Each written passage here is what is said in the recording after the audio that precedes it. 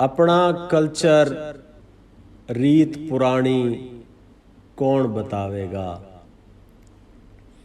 अपना कल्चर रीत पुरानी कौन बतावेगा। परदेसा में देश कहानी कौन बतावेगा। अपना कल्चर रीत पुरानी कौन बतावेगा। परदेसा में देश कहानी कौन बतावेगा। और किस थे पूछूं नाम पता उस निर्मल झोले का। किस थे पूछूं नाम पता उस निर्मल झोले का। नहीं पांदा कोई हाण दीवानी कौन बतावेगा। किस थे पूछूं नाम पता उस निर्मल झोले का। नहीं पांदा कोई हाण दीवानी कौन बतावेगा। घोड़े बेच के सोण आले उस दिन के राजे ने। घोड़े बेच के सोण आले उस दिन के राजे ने। के कैसे यो रात की रानी कौन बतावेगा। घोड़े बेच के सोण आले उस दिन के राजे ने। के कैसे यो रात की रानी कौन बतावेगा। और शेर सुनियो भाइयों के काम आले गांव आले अंग्रेजी बोले मुंह ने बांगा करके। गांव आले अंग्रेजी बोले मुंह ने बांगा करके।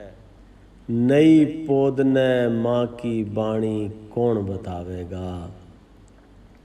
गांव आले अंग्रेजी बोले मुंह ने बांगा करके।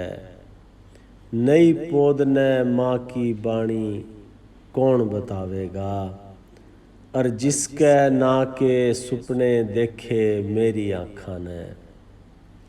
जिसके ना के सुपने देखे मेरी आँखां ने। क्यों होगी वह वीर बिरानी कौन बतावेगा। जिसके ना के सुपने देखे मेरी आँखां ने। क्यों होगी वह वीर बिरानी कौन बतावेगा। और मेरे बारणे हिजर का बादल आके क्यों जम गया। मेरे बारणे हिजर का बादल आके क्यों जम गया। समूह तो से आनी जानी कौन बतावेगा। मेरे बारणे हिजर का बादल आके क्यों जम गया। समूह तो से आनी जानी कौन बतावेगा। और अनवर मेरे श्यामी आंदे उसकी पलकां पे। अनवर मेरे श्यामी आंदे उसकी पलकां पे। फूट पड़ा क्यों आपे पानी कौन बतावेगा। अनवर मेरे श्यामी आंदे उसकी पलकां पे। फूट पड़ा क्यों आपे पानी कौन बतावेगा। और अपना कल्चर रीत पुरानी कौन बतावेगा।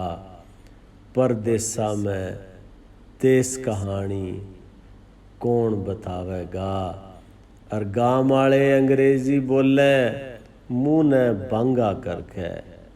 नई पोद ने माँ की बाणी कौन बतावेगा। बहुत शुक्रिया।